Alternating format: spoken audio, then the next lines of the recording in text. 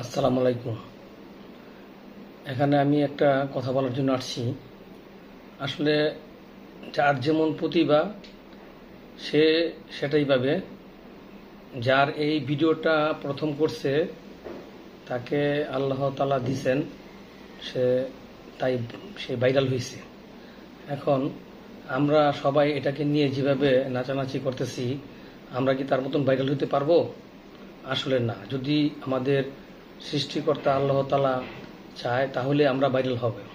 এই যে এখানে দেখেন, সবাই অনেক কিছু ব্যবহার করতেছেন। একটি গ্লাস ভর্তি পানি, একটি লাইট, মোবাইল, এখানে ব্যবহার করতেছেন নীল, কেউ ব্যবহার করতেছেন হলুদ, কেউ ব্যবহার করতেছেন মরিচের গুঁড়া, আবার চামিচ এবং কিছু লবণ।